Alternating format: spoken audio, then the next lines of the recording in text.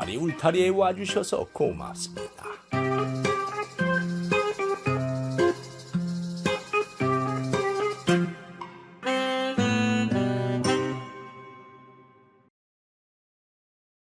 안녕하십니까. 이번 이야기는 독거노인이 사랑한 독거할멈에 대한 이야기입니다. 옛날 조선시대에도 독거노인이 있었습니다. 조선실록의 호조에 적힌 기록을 보면은 한양 도성에 사는 독거노인이 164명이었다고 적혀 있을 정도로 그 당시에도 독거노인이 있었습니다. 노인이 홀로 외롭게 살면 모든 것이 팍팍하지요. 헌데 그런 독거 영감과 독거 할멈이 기막힌 사연으로 사랑했다는 이야기가 있습니다. 그럼 그 이야기 시작하겠습니다. 그렇다면 내 아들이 그냥 물에 빠져 죽은 게 아니라 그 영감이 죽게 했다는 말이요? 예, 할머니. 세상에, 그 영감이 내 자식을 죽게 한 사람이라니. 이럴 수가. 아이고, 내 아들 영 봐라.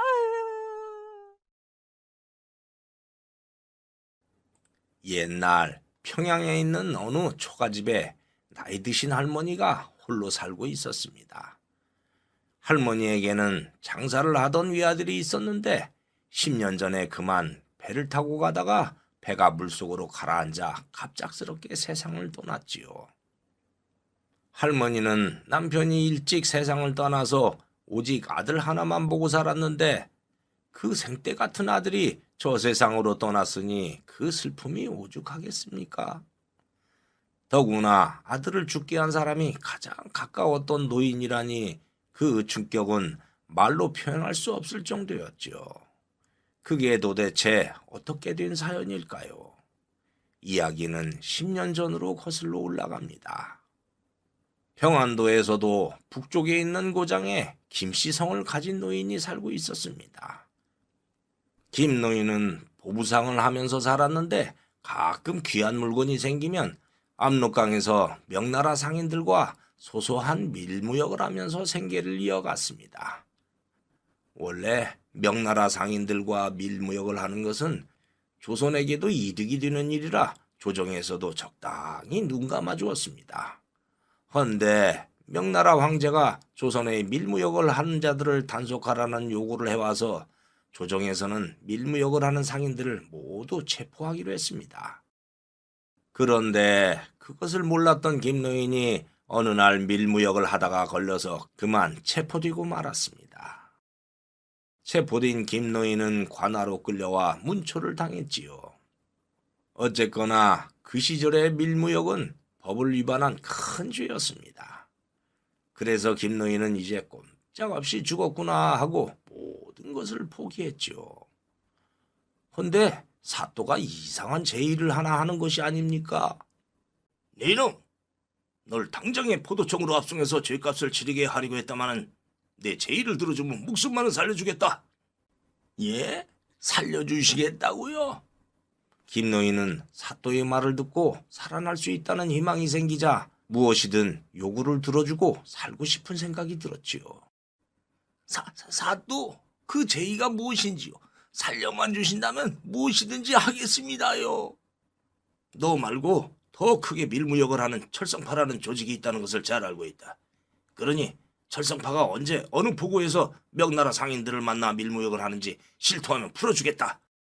사또는 자범 수준이었던 노인을 풀어주는 대신 큰 조직을 일망타진하려는 생각에 그렇게 제의를 했던 것이었습니다. 김노인은 철성파도 같은 밀무역을 하는 자들이라 그들에 대해서 잘 알고 있었습니다. 그런데 실토하면 철성파는 모두 죽음을 면치 못하게 될 게 뻔했으니 차마 서로 알고 있는 사람들을 죽음에 이르게 할 수는 없어서 망설여지는 것이었습니다. 거기에다가 그 배에는 철성파만 타는 게 아니라 선량한 장사꾼들도 무역을 하려고 그 배에 타는 일이 빈번했으니 그 사람들까지 애꿎은 피해를 보게 할 수는 없는 노릇이었습니다. 김노인이 그런 걱정으로 가만히 태양을 보며 시간을 가늠해보니 철성파는 벌써 2시간 전에 출항해서 압록강을 건너갈 시간이었습니다. 그래서 안심하고 사또에게 접선 장소인 포구를 실토했습니다. 그러자 사또는 군사들을 그 포구로 보냈죠.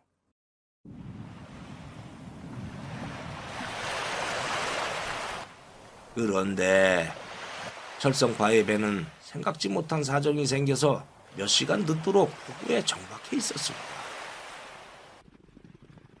이놈들 계속 가라! 그때 마침 달려간 군사들이 포구를 덮치자 혼비백산한 철성파는 급하게 배를 몰아 도망치기 시작하다가 그만 암초에 부딪혀 물속에 가라앉아 버리고 말았습니다. 그 결과 철성파에 타고 있던 사람들은 모두 목숨을 잃어버렸죠. 어쨌든 사또는 약속대로 김노인을 불러주었고 김노인은 다음 날 철성파와 장사꾼들이 모두 죽었다는 사실을 알고 큰 충격을 받았습니다. 어찌되었든 자기가 살려고 다른 사람들을 죽게 한 결과가 되었으니 김노인은 자책감에 빠질 수밖에 없었죠. 그래서 장사와 밀무역을 그만두고 그 후 농사를 지으며 살았습니다. 그런데 그 다음 해 큰 홍수가 나서 김노인의 아내와 자녀들이 모두 휩쓸려가 목숨을 잃어버리는 일이 일어나 버렸습니다. 거기에다가 집까지 사라져 버렸죠. 그렇게 되자 김노인은 그것이 철성파와 상인들을 죽게 한 죄의 대가라고 생각했습니다. 내가 사람을 죽여서 그 벌을 받은 거야. 그렇게 김노인은 갈 곳이 없는 신세가 되어버렸는데 어느 날 평양에서 살던 김노인의 친구가 한양으로 이사를 가게 되었습니다. 그래서 살고 있던 초가집이 비어지게 되자 김노인에게 그 집에서 살라는 호의를 베풀었지요. 그래서 김노인은 평양에 있는 그 초가집으로 가서 독거노인으로 살기 시작했습니다. 그런데 김노인이 도착해보니 담장 하나를 사이에 두고 옆집이 있는데 그 집에도 어떤 할멈이 자기처럼 독거노인으로 살고 있는 것이었습니다. 안녕하시오. 나는 혼자인데 할멈도 혼자 살고 있어. 영감님도 혼자 사요? 나는 일찍 남편이 떠났고 외아들과 살았는데 그 아들마저 세상을 떠나서 혼자 살고 있다오. 에이, 우리 서로 독거노인들이고 이웃이니 앞으로 잘 지내봅시다. 예.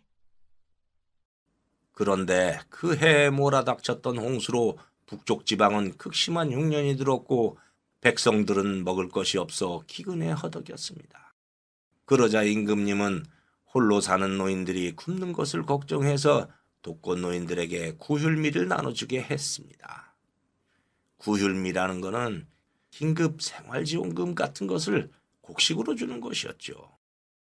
조선시대에 적힌 기록을 보면 그 시절에 독거노인에게 구휼미를 줬다는 글이 다음과 같이 적혀 있습니다. 한양도성에 사는 독거노인이 164명인데 스스로 살아갈 수 없는 사람들을 마땅히 불쌍히 여겨서 구휼했다. 그렇게 기록되어 있죠. 그렇듯이 당시에 평양 가명에서도 독거노인 한 명당 한 달에 보리 한 말씩 지급하기로 했습니다. 그 소식을 들은 김노인과 옆집 할머니는 밥 먹듯이 끼니를 거르고 있었으니 가명에서 나누어지는 보리 한 말은 그야말로 목숨 같은 것이었습니다. 그래서 두 노인이 구휼미를 타러 자루를 들고 평양 가명의 정문 앞으로 갔습니다. 정문에서는 인근 고을의 독거노인들이 줄을 서서 보리를 받고 있었고 김노인과 옆집 할머니도 차례가 되자 보리를 받으려고 했습니다. 헌데 포졸이 장부를 보더니 이렇게 말하는 것이 아닙니까? 헤이, 이거 두 어르신이 살고 있는 토지대장을 보니 한 집으로 되어 있어요. 관찰사께서 한 가구에 한 말을 주라고 했으니 둘 중 한 사람에게만 보리를 줄 수밖에 없어요. 에이? 사람은 둘인데 한 말만 주다니 그런 게 어디 있어? 아니, 토지대장이 한 집이라고 되어 있어도 집은 두 채니까 한 사람당 한 말씩 줘야지요.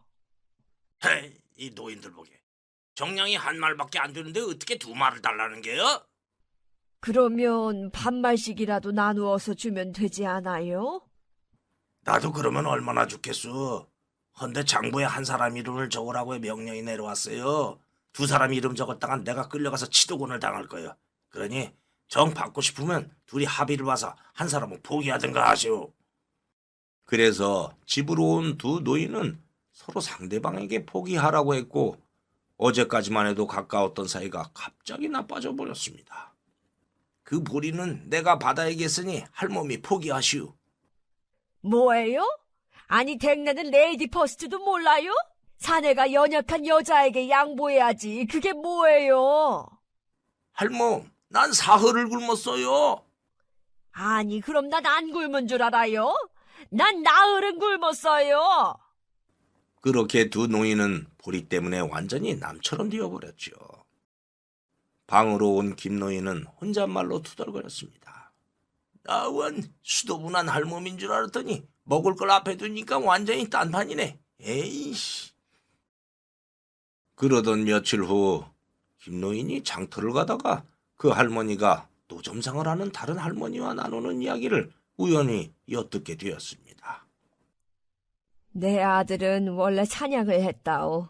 그래서 여우나 토끼 가죽을 명나라 상인들에게 팔아서 살았는데 어느 날 철성파라는 밀무역을 하는 자들이 타는 큰 배가 압록강을 건너가니까 그 배에 올라탔대요. 헌데 어떤 나쁜 놈이 밀고를 해서 그만 배가 도망치다가 암초와 부딪혀서 가라앉고 내 아들도 그때 세상을 떠나버렸지요. 아이고, 하나밖에 없는 외아들이 죽었으니 저걸 어쩔꼬. 그때 밀고를 한 사람이 자기 혼자 살려고 그랬다고 들었어요. 세상에, 자기가 살려고 다른 선량한 사람들을 죽였으니 그게 사람이에요? 아이고, 억울하게 죽은 내 아들만 불쌍하지. 영 봐라. 아유. 노인은 할멈의 이야기를 듣고 큰 충격을 받았습니다. 압록강에서 있었던 일로 평생을 가슴속에 담고 괴로워했는데 할멈의 아들이 그때 죽었다니 세상에 이런 인연이 또 있을까요? 그때 그 배에 저 할멈의 아들이 있었던 게요? 아이고, 이럴 수가. 충격을 받은 노인은 할멈에게 가서 내가 아들을 죽인 사람이오라며 실토하고 사과하고 싶었지만은 오히려 눈앞에 원수가 나타나면 할멈이 제정신으로 살기 어려울 거라는 생각이 들어서 그러지도 못했습니다. 그러던 어느 날 밤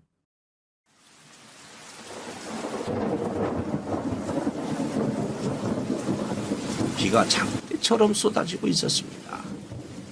노인이 밖에 나와보니 할멈의 집 뒤쪽에 있는 축대가 빗물에 맞아서 무너지려고 하는 것이 아닙니까?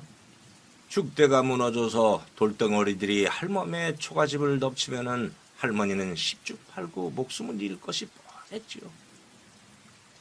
저 축대가 무너지려고 하네. 안 돼, 막아야 돼. 그래서 김노인은 이도저도 생각할 겨를도 없이 무너지는 돌들을 온몸으로 막았습니다.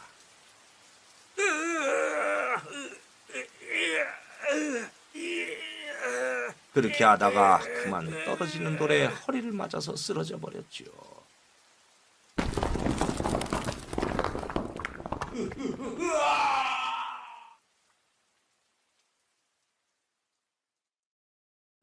그리고 아침이 되어서 비가 그치자 할머니가 나와서 온몸이 망신창이가 돼서 의식을 잃은 채 쓰러져 있는 김노인을 발견했습니다. 아니, 영감, 이게 무슨 일이요? 그래서 할멈은 옆집 농부를 불러서 김노인을 집안으로 업어가게 했지요. 영감, 정신 차려요. 응? 아이고, 정신이 돌아왔구랴. 왜 축대 밑에 쓰러져 있었어요? 간밤에 축대가 비를 맞아서 무너지고 있었어요. 그대로 두면 돌덩어리들이 할멈의 집을 덮칠 것이 뻔하니 그냥 둘 수가 없었어요. 그래서 몸으로 막은 거예요? 내가 할멈과 보리쌀로 다투긴 했지만은 사람이 죽을지도 모르는데 보고만 있을 수가 없어서 그랬어. 아이고, 다 늙은 노인네가 그 돌덩어리들을 어떻게 감당하려고 그랬어요. 허리를 다친 모양인데 어디 봐요. 괜찮아요. 아니, 몸을 움씬도 못하면서 뭐가 괜찮아요. 저런, 허리가 돌덩어리에 맞아서 상처가 크게 났네요. 가서 의원을 불러오리다. 아니, 구휼미를 달 정도로 가난한 할멈이 무슨 돈이 있다고 의원을 불러요? 지금 돈이 문제요? 나중에 그 집 부엌 일이라도 해주면 되지. 그러면서 할멈은 쌩하니 달려가 의원을 불러왔고 의원이 진맥을 짚어보더니 이렇게 말했습니다. 뭐 심각한 건 아니고 허리가 돌에 맞아서 잠깐 놀란 거요. 며칠 누워있으면 좋아질 겁니다. 그럼 난 갑니다. 그리고 노인이 집에 누워있게 되자 할머니는 김노인에게 미안해서 약초를 캐와서 찌은 다음 허리에 발라주는 등 정성을 다했습니다. 이거 우슬이라는 약초를 찌은 거예요. 민거에는 우슬이 최고라고 들어서 산에 가서 캐왔어요. 그리고 이거는 우슬 삶은 물이에요. 마시면 더 빨리 낫는답디다. 어서 마시구랴. 난 괜찮다는데도. 그렇게 우수를 달인 물을 마신 김노인이 이렇게 말했습니다. 할멈, 난 그 보리쌀이 없어도 살 수 있으니 보리는 할멈이 받으시오. 갑자기 왜 마음이 바뀌었어요? 이상하네. 할머니가 이해가 되지 않는다는 표정을 짓자 김노인은 아들 때문에 미안해서 그런다는 말이 나오려고 하는 것을 겨우 막았지요. 그렇게 할머니는 김노인과 정이 생기자 해진 옷을 꿰매주기도 하고 부엌도 정리해주는 등 자잘한 살림을 도와줬습니다. 영감님 옷이 다 해져서 좀 꿰매봤어요. 입어보세요. 아니, 언제 그걸 갖고 가서 꿰맸어요? 아이고, 옷뿐이에요. 호래비 살림이라 제대로 된 것이 하나도 없습디다. 부엌이고 뭐고 다 엉망이라 설거지도 다 해놓고 정리를 좀 했어요. 그리고 이건 구율미로 받은 보리를 찧어서 보리개떡을 만들어 본 거예요. 카스테라처럼 달진 않겠지만 드셔보세요. 김노인은 마누라가 홍수로 떠내려가서 죽은 후에 아녀자가 만들어주는 떡을 처음 먹는 것이라 그만 눈물이 흐르는 것이었습니다. 아니, 왜 그래요? 마누라 죽은 지 10수년 만에 아녀자가 만들어준 떡을 먹으니 너무 맛있고 가정에 따뜻한 게 느껴져서 그래요. 아이고, 별것도 아닌 걸 가지고 그러시네요. 그렇게 두 사람의 정은 더 깊어갔습니다.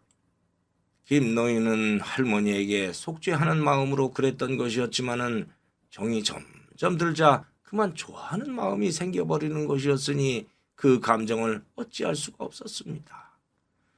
어쨌든 그렇게 한 달이 흘렀는데 어느 날부터 할멈이 발을 딱 끊고 오지 않는 게 아닙니까? 그래서 할멈에게 갔지요. 할멈, 무슨 일 있어? 왜 며칠째 오지 않는 거요? 오래전부터 속이 안 좋았는데 최근에 더 심해져서 며칠 전에 의원을 찾아갔어요. 그런데 의원이 하는 말이 반이래요. 에이? 반이요?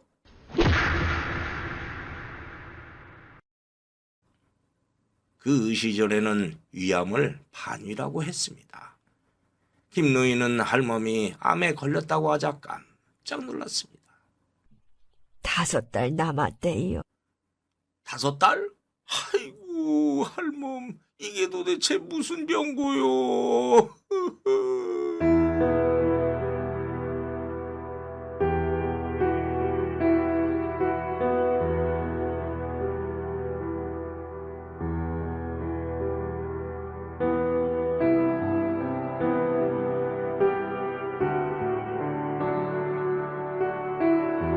김노인은 죽을 때까지 할머니에게 잘해주며 속죄의 세월을 보내리라고 다짐했는데 이제 5달 후에 세상을 떠난다니 그야말로 청천벽력을 만난 것과 같았습니다.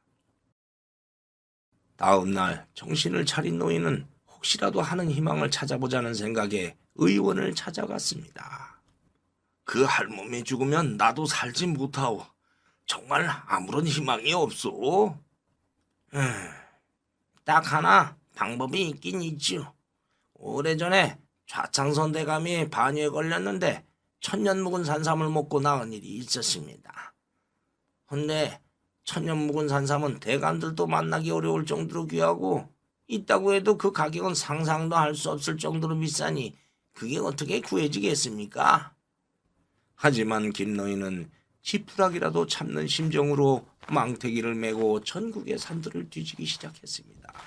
그런데 말이 천년 묵은 산삼이지 그런 것을 찾는 건 바닷가 모래밭에서 바늘을 찾는 것만큼 어려웠습니다. 그렇게 헤매고 다니는데 저쪽에서 어린 사슴 한 마리가 달려오더니 이렇게 말하는 것이 아닙니까? 할아버지, 저 사냥꾼에게 쫓기고 있어요. 살려주세요.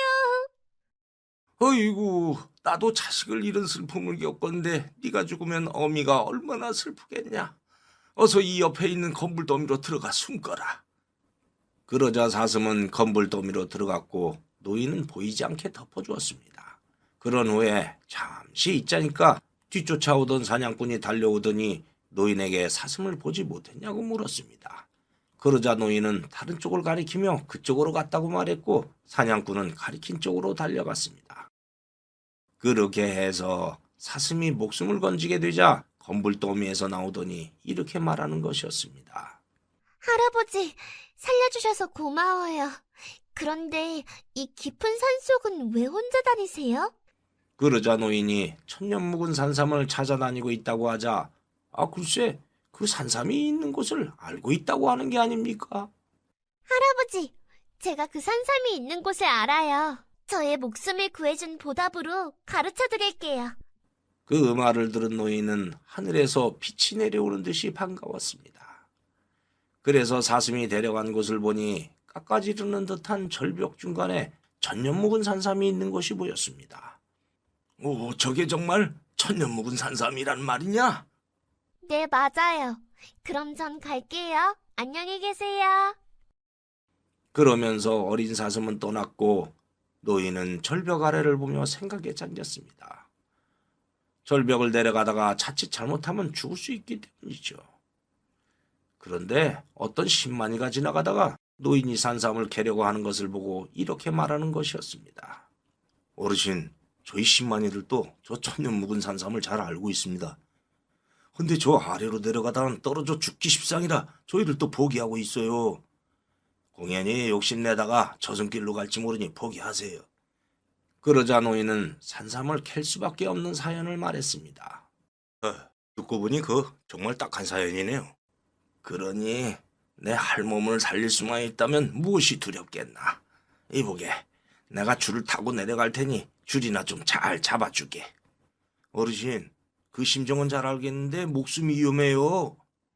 그러자 김노인은 긴 줄을 만들어서 그 줄을 붙잡고 절벽 아래로 내려갔습니다. 아슬아슬하게 한참 내려간 김노인은 천년 묵은 산삼을 캤고 다른 줄에다가 묶어서 신만이에게 올려보냈습니다. 어르신, 산삼은 잘 받았어요. 어서 줄을 타고 올라오세요. 알았네, 올라가겠네. 그러나 하늘도 무심하지. 김노인이 줄을 붙잡고 올라오는데 그만 줄이 끊어져 까마득한 낭떠러지로 떨어져 죽고 말았습니다. 어르신!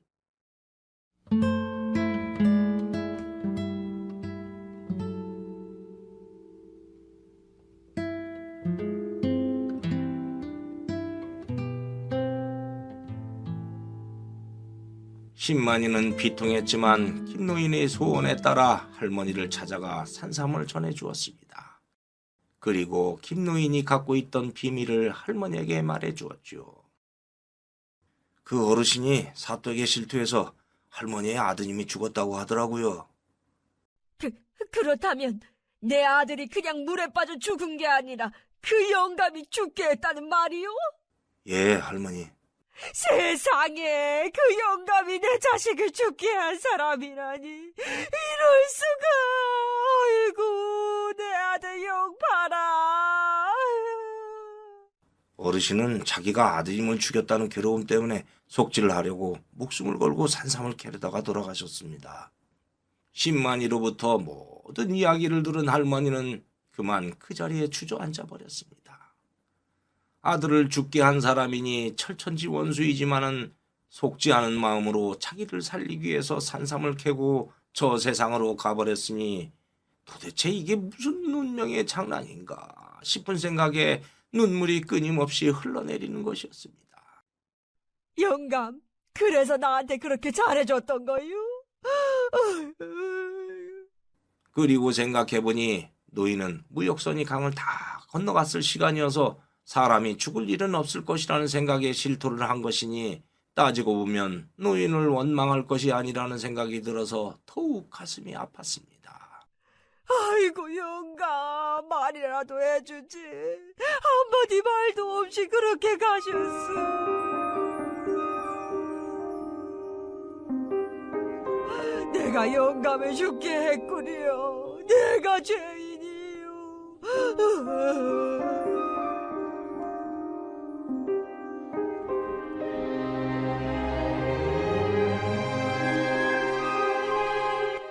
그렇게 할머니는 하염없이 눈물이 흘러내렸고 미안한 마음에 산삼이고 뭐고 먹을 생각이 들지 않았지만은 안 먹으면 영감의 뜻을 헛되게 하는 것이니 어쩔 수 없이 먹었지요. 그렇게 6달이 지나고 1년이 다 되어가는데 할머니가 죽지 않는 것이었습니다. 그래서 의원을 찾아갔더니 의원이 맥을 짚어보고 이렇게 말하는 것이었습니다. 헤이, 그참 천년 묵은 산삼이 제대로 효력을 발휘한 것 같네. 반위가 없어졌어요. 진맥에 잡히지가 않아요. 에? 그게 정말이요? 할머니의 암은 그렇게 사라졌습니다. 그리고 집에 돌아와서 이게 꿈인가 생시인가 싶어서 한참 동안 생각하다가 이 모든 것이 그 노인의 덕분이니 할머니는 꽃다발과 보리개떡을 들고 김노인이 죽은 철벽으로 왔습니다. 그날은 묘하게도 김노인이 돌아가신 지 일주기가 되는 날이었지요. 영감, 나왔어요. 영감이 준 산삼 덕분에 내가 살았어요. 모두 영감 덕분이에요. 아들이 죽은 것도 영감의 탓이 아니니 이제 부디 모든 것을 잊고 좋은 곳에서 편하게 계세요. 여기 꽃다발과 보리개떡을 갖고 왔어요. 보리개떡은 영감이 다쳤을 때 만들어서 같이 먹었지요. 영감이 보리개떡을 얼마나 맛있게 먹든지 난 아직도 그걸 잊지 않아요. 부디 저승에서라도 이 보리개떡 드시고 편하게 사세요. 잘 가세요, 영감.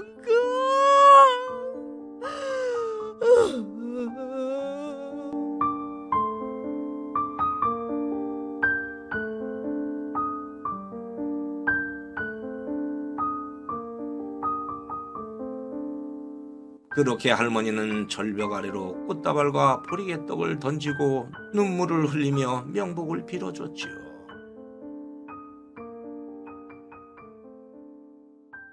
그리고 할머니가 돌아서서 산을 내려오려고 하는데 글쎄 저쪽에서 김노인이 지팡이를 짚고 다리를 절뚝이면서 오는 것이 아닙니까?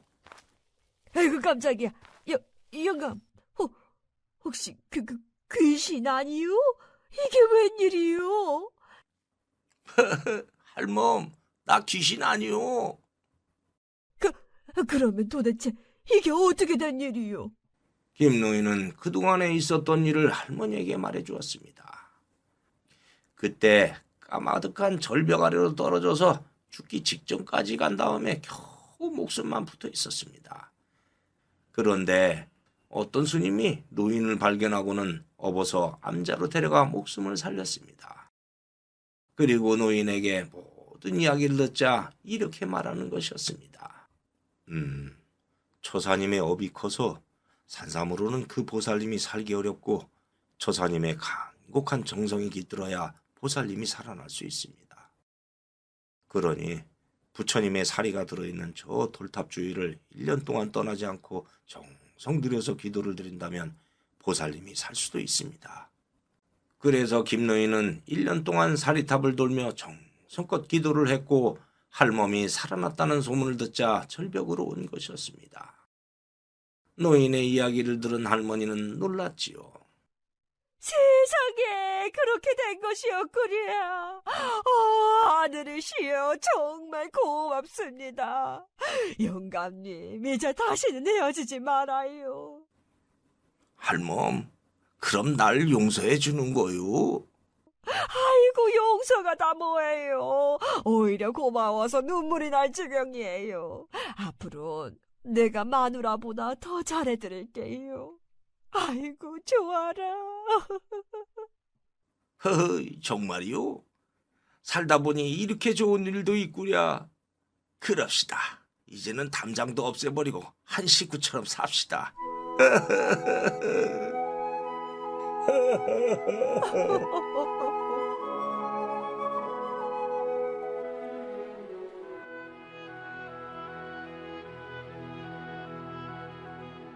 그렇게 두 노인은 그 후 함께 오래 행복하게 살았다고 합니다. 지금도 평안남도 대동군 가장리에 가면은 김노인이 산삼을 캤던 절벽이 있고 그 골짜기에 삼이 있다고 하여 삼골로 불리워지고 있습니다. 그리고 삼골에는 두 노인의 사연이 전설로 전해져 내려오며 많은 사람들에게 감동을 주고 있다고 합니다. 이번 이야기 여기에서 마치겠습니다. 감사합니다. 구독과 좋아요를 누르면 다음에 영상이 새로 만들어졌을 때 먼저 보실 수 있습니다.